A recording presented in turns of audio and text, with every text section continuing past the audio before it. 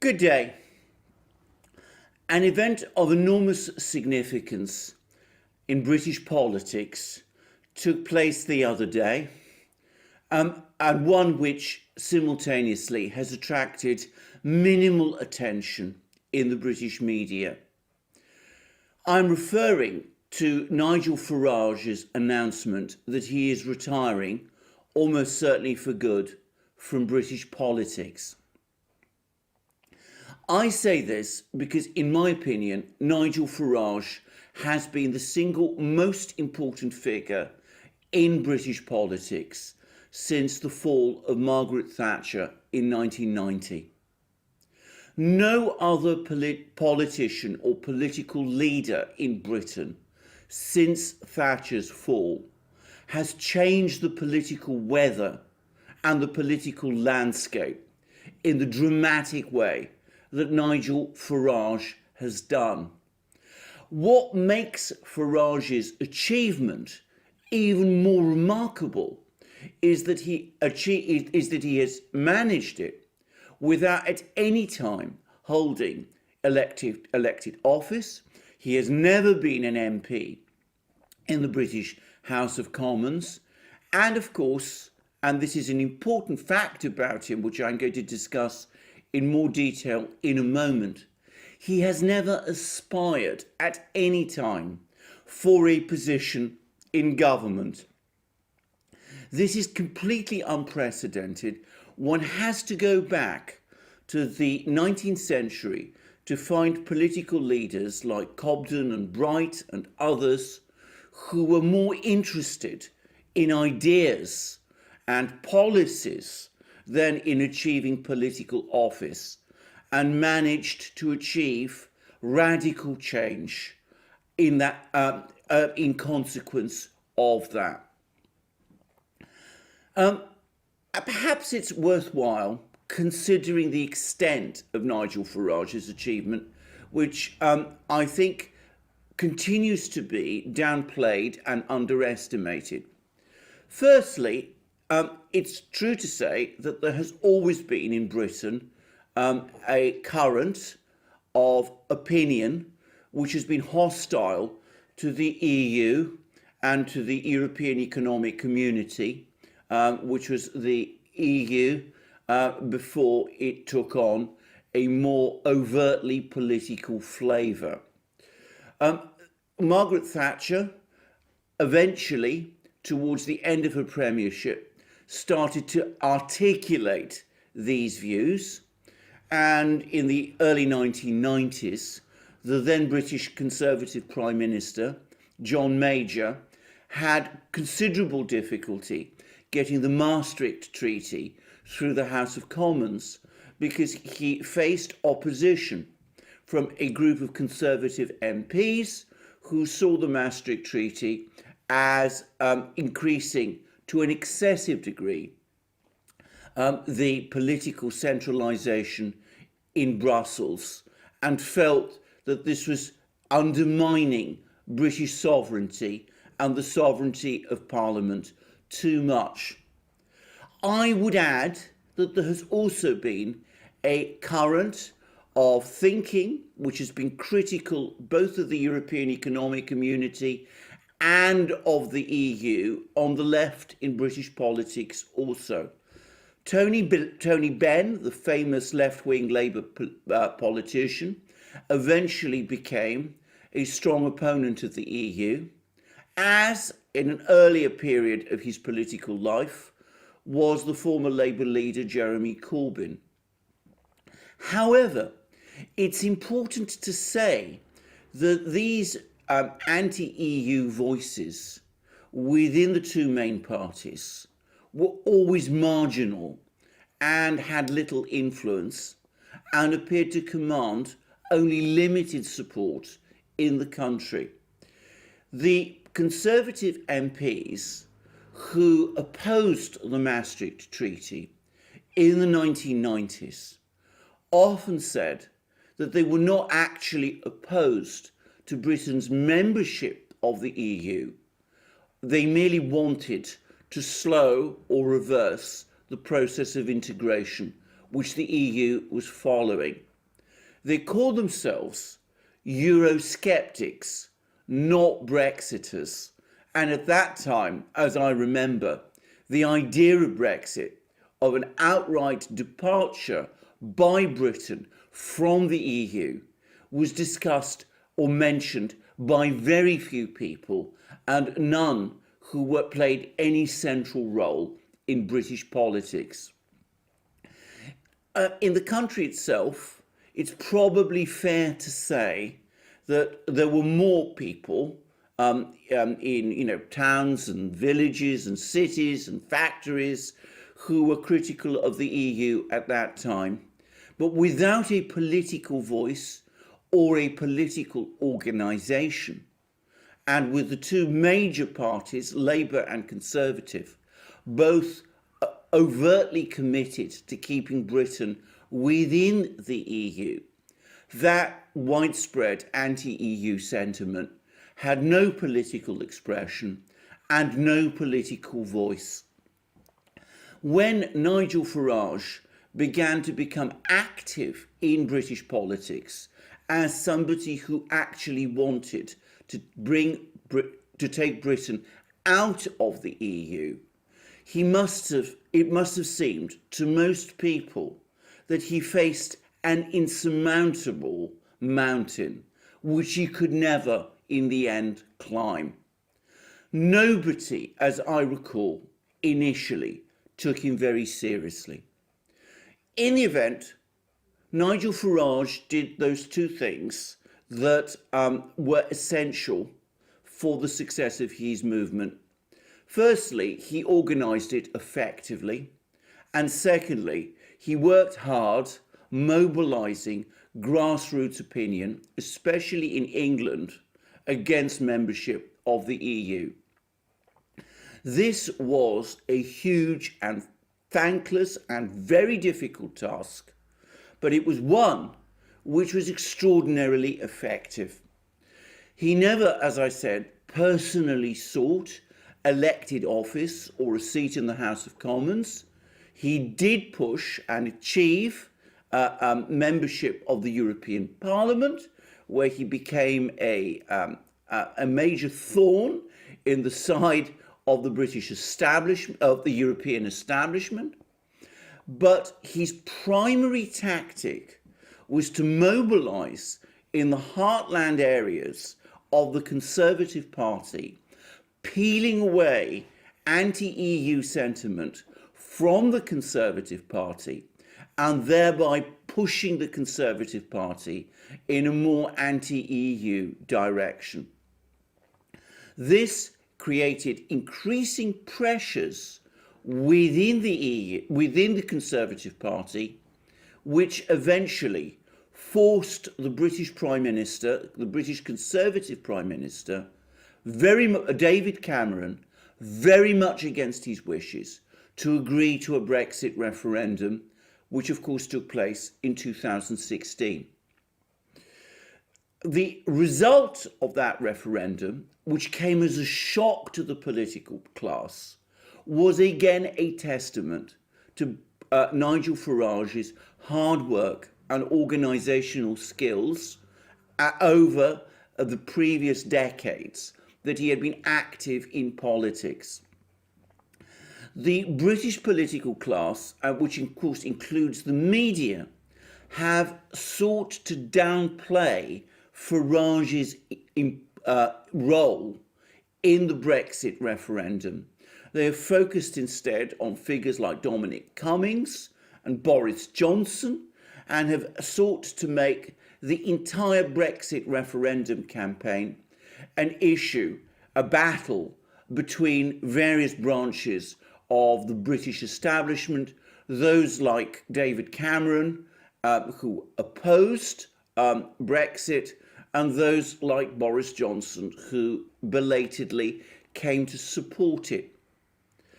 I have never been persuaded that this is a true reflection of what happened in 2016. Firstly, in the referendum itself, it has always seemed to me that Farage and his ally Aaron Banks had far more traction amongst the critical working class voters in northern and central England who voted against Brexit than has been acknowledged, voted for Brexit than has been acknowledged. But in any event, it would have been inconceivable that pro-Brexit sentiment in England specifically would have been so strong if Nigel Farage had not actively campaigned for Brexit for as long as he had been doing. When the Brexit referendum resulted in a vote for Brexit, Nigel Farage announced his retirement from active British politics. And that, in my opinion, was an event which demonstrated immediately how central his role to achieving Brexit had been.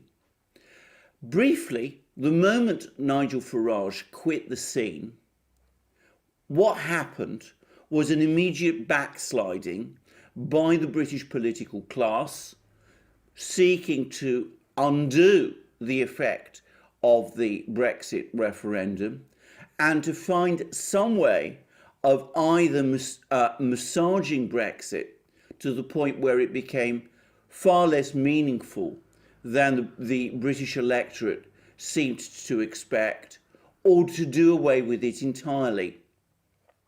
The Conservative Prime Minister, Theresa May, negotiated a withdrawal agreement with the EU, which would in effect, if not in name, have kept Britain within the European single market and subject to a great extent to EU law.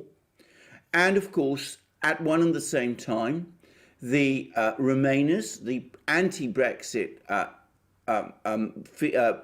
people within the British ruling establishment organised themselves into the so-called People's Vote campaign, which campaigned vigorously for a second referendum, which was quite openly and straightforwardly intended to reverse the result of the first.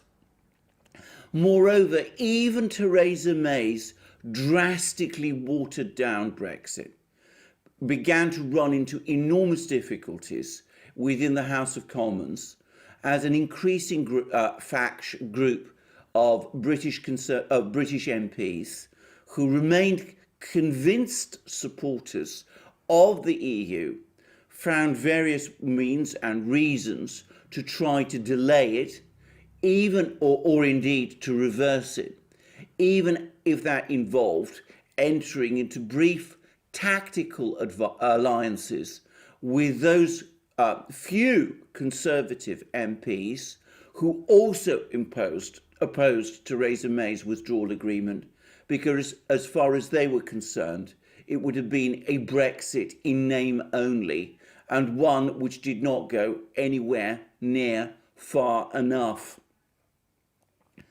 That situation of stalemate in Parliament and actual reversal towards a default anti-Brexit, pro-EU position dramatically reversed when Nigel Farage re-entered British politics in 2019, re-established his political movement in the new guise of the Brexit Party, and proceeded within a few weeks to campaign and win a landslide victory in the European Parliament elections, which took place in the spring of 2019. It was that event which led directly to Theresa May's resignation, to the election of Boris Johnson, and to the eventual general election in December 2019, which led to the election with a substantial majority of a pro-Brexit Conservative government led by the Brexiteer, or at least self-proclaimed Brexiteer, Boris Johnson, who campaigned under the slogan of Get Brexit Done. I would add that the effect of all of this, and another consequence of Nigel Farage's political activism, has been the possibly irreversible decline of the British Labour Party. Before 2019, the British Labour Party, under the leadership of Jeremy Corbyn, had appeared to be riding high on a radical left-wing programme. The party, however, essentially deeply split on the Brexit issue, came apart in the December 2019 election, when the mainstream of that party committed the party to campaigning for a second referendum as desired by the People's Vote campaign. The result was that Labour lost a significant group of its working class pro-Brexit voters and a swathe of 50 seats in its former heartlands in the industrial north of England and in the Midlands. As of this moment, it is not clear that Labour will ever recover from this defeat, and it looks as if the party may be in the early stages of irreversible decline. If so, then it needs to be said clearly that it is again Nigel Farage's success in winning over formerly Labour voting working class voters to the cause of Brexit, which has been Labour's undoing. Obviously, all of these actions and steps of Farage have made him deeply unpopular with the British establishment. That is why the announcement of his retirement from active politics is attracting so little attention. That's also why when political commentators in the media in Britain talk about British politics, they generally avoid the topic of Nigel Farage. It has been a strange fact over the last 5-10 years that the single most important figure in British politics is virtually an unperson if you read the media here. And in fact, when he is briefly talked about, he is ridiculed as a person of no importance and as something of a charlatan, which in fact, as his record shows, he emphatically is not. Nigel Farage's success is, in my opinion, attributable to one overriding factor. Firstly, it should be said that there were certain things which have consistently worked in his favour. Firstly, it is true that in Britain, anti-EU sentiment has probably been stronger than it has been in some other countries that are members of the EU. It's also true that the British electoral system, with its first past the post electoral constituencies, is probably better adapted for a politician like Farage to put pressure on parties like the Conservative Party than the proportional representation systems that are more commonly exist in continental Europe.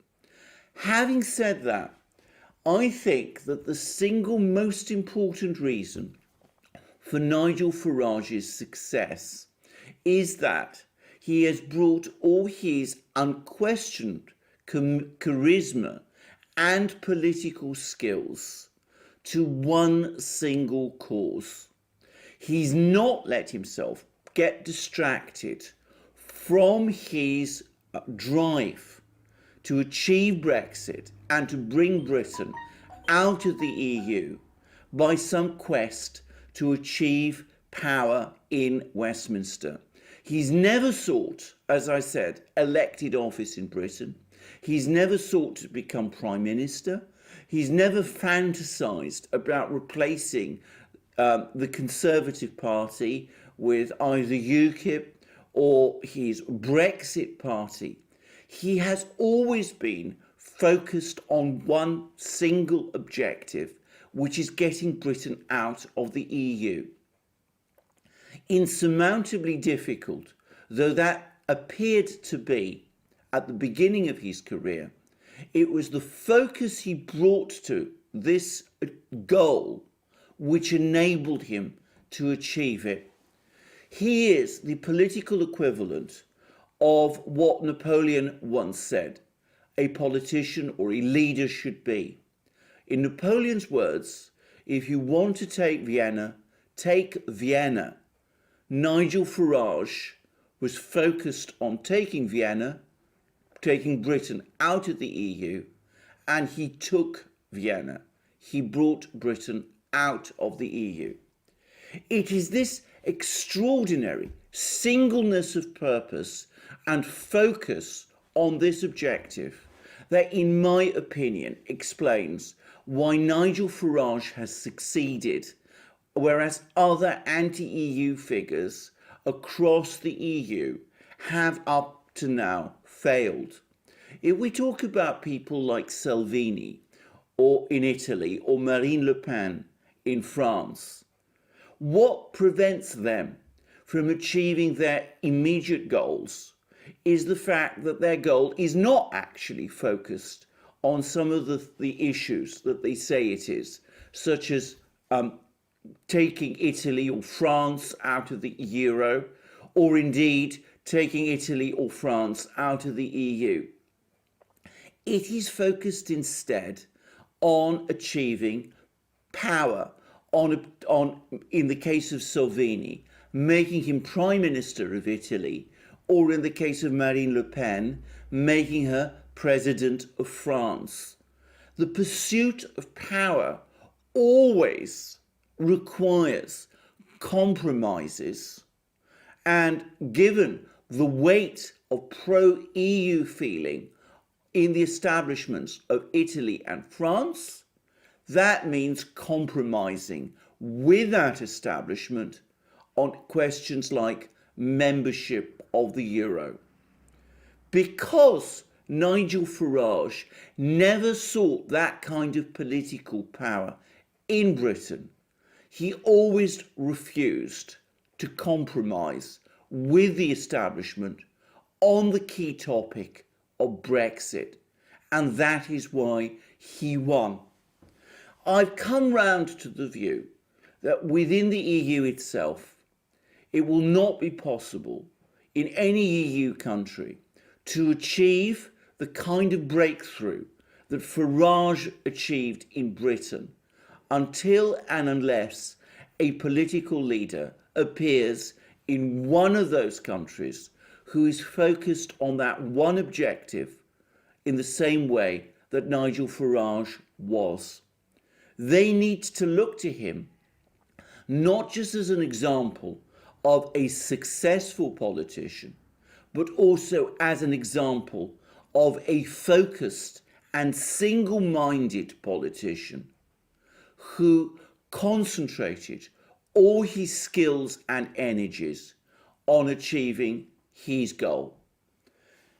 Will Nigel Farage's retirement make a further difference to British politics? Is there a danger of backsliding in the way that happened after he announced his previous retirement back in 2016, following the Brexit referendum, which took place in that year? The answer is that I think there is, but to a much lesser extent. The Conservative government has now actually taken Britain out of the EU, and of course it has negotiated a withdrawal agreement and an economic agreement with the EU, which is much closer to the kind of Brexit that Nigel Farage always wanted. Moreover, there are people within the Conservative government, like Lord Frost, who is now the minister in charge of relations with the EU, who seem as committed to a full Brexit as Nigel Farage was. Also, I have to say that I think the entire political future of Boris Johnson, who is the Prime Minister, depends to an extreme extent on his getting Brexit done.